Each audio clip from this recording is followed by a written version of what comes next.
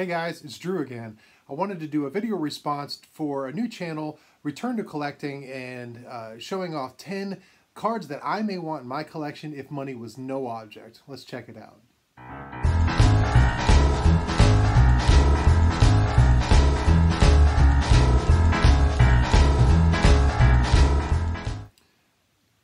So Darren is a relatively new YouTuber, and he's got an amazing collection already, and he's got some great content, and I really suggest you go check him out. I'll put a link in the description below for his channel. But what Darren wanted us to do is he wanted us to say if we could pick any 10 cards of any grade or anything we would ever want if money was zero object, which 10 would we get?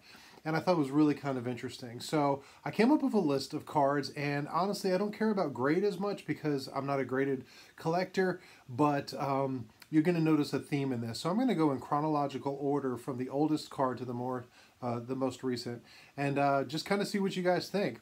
So the first one I would really love to get, and it's just one of the most beautiful cards, is from 1888, the N162 Goodwin Champs Cap Anson.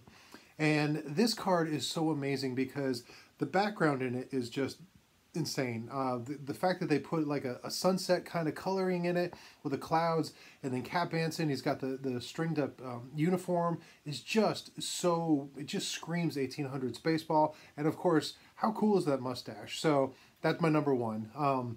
Number two, it's a card that's actually not too hard to obtain compared to a lot of these other ones, but it's just a card I really, really love, and that's the T206 Rue Baudel Throwing. And what I love about this card is not just that it's a classic, the T206, it's got that kind of quirky smile on his face, and look at his uniform. I mean, his uniform is still rumpled. It's just kind of like what you would picture. It's not clean and pressed or anything. He's got that left-handed follow-through coming through, but he still has that sly look on his face like, I've got something that I'm going to show you. Love this card. Absolutely want to get that someday.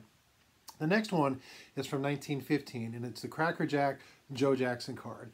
And Shoeless Joe Jackson, as you guys know, just an amazing player, and his story is just incredible. And then the background. The background in this card is just insane. I love cards with either one beautiful color that just is so vibrant that the picture itself in front of it stands out, and that's what I feel about this with that red background. Not only that, that goes to my next card, which is from 1914 Cracker Jack Christy Mathewson. But I love this because it's not a typical or sort of the classic portrait shot like so many of the day, but actually has him following through. But the artist was careful enough to still be able to put enough detail in his face so you can tell absolutely that's Christy Mathewson. Again, red background, love that shot, love that card. Just, it would be amazing. The next one is a little bit different. I'm not really an autograph collector. I do have some autographs, and I have some pretty good ones, and maybe someday I'll talk about them. But the next card I would want is very specific, and one of the most classic cards that people even outside the hobby would recognize would be a 1933 Gaudy Babe Ruth, specifically card number 149. Again, the red background or whatever, but what I would love is to have one that's autographed. His mystique, his persona was bigger than life itself. And if you look at the example that I'm showing up here, the fact that it was just signed beautifully straight across the arm, it stands out so amazing. I would love to have an autographed version of the 1933 Gaudy, card number 145 or 149 Babe Ruth. I would also love to add both the Joe DiMaggio and the Ted Williams from the 1949 Leaf set. Both of them, again, we'll start with the DiMaggio. It's just a great picture of him. The blue in his hat just stands out. Again, the background with that sort of dull green or that sort of olive green, it just makes the colors pop so much. To take a black and white photograph, and where they didn't colorize the photograph a whole lot, they would just add touches of colors, but did it so vibrantly. I really, really enjoy looking at almost any card from the 1949 Leaf set, but the Joe DiMaggio with that classic backswing is just beautiful. And that brings me into the Ted Williams. Ted Williams is just a great card. The red background, again, the follow through, and if you take the Ted Williams, the Stan Musial, and the Joe DiMaggio from that set, all of them have that beautiful, bold, colored background. All of them have that amazing follow through swing.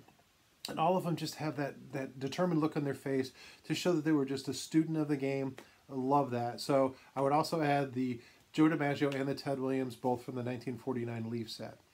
Next, speaking of backgrounds, it would be the 1952 Topps Jackie Robinson. Now, I am not a huge fan overall of the 1952 Topps set. I understand its mystique. I understand why people love it. But for me personally, so many of the cards just kind of fall flat. And I'm not criticizing it. It's just my opinion. But for some reason, the Jackie Robinson just really stands out. Jackie Robinson doesn't have tons and tons of cards during his playing days. But to me, this one has the best image of Jackie Robinson out of all of his cards. And the fact, again, it's got that just plain red background, the bat, and you can see the Brooklyn hat, the blue that stands out against it. He's got that great smile in his face, and I just really, really love this card, and you just can't go wrong. So 52 Topps Jackie Robinson will also be on my list. Now we're going to skip ahead a little bit, and this card has got to be on a number of people's lists, but I would go for the 1968 Topps 3D Roberto Clemente. This card was eons in front of its time. It is just amazing. It was a test print. It's super short printed. It's hard to come by in any condition or anything. But man, when you look at that thing, I've never seen one in person, but I would love to. To me, that is what I would classify a museum piece baseball card.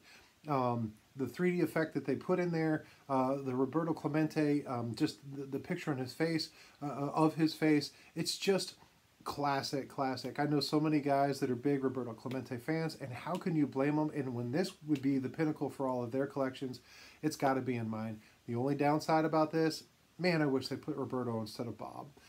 And then finally, the last card is a dream card of mine. I have seen this card. I've seen a number of them actually at different shows, and you can find them online. They're not considered super rare, but they are kind of pricey.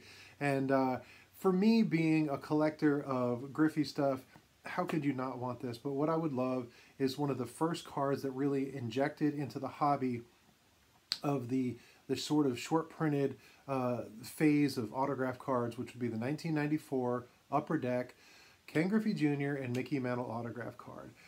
This card came out, and you've got two of the most classic, beautiful signatures, autographs, in baseball in the last 80 years. And they're on the card together. This is right at the end of Mickey Mantle's life. It was about a year before he passed away. Ken Griffey Jr. was just on this trajectory, this launch angle for superstardom. He hadn't even won his MVP yet when this came out, but man, what a beautiful card. I love the depiction, the drawing of the two of them together. And if I could get that card, that would round out the list of the 10 cards that I could own if money was never an object. Those would be the 10. Thanks for coming along. Go check out Darren, Return to Collecting. He's got a great channel. Darren, good luck with this. I appreciate the opportunity. And until next time, you guys be good.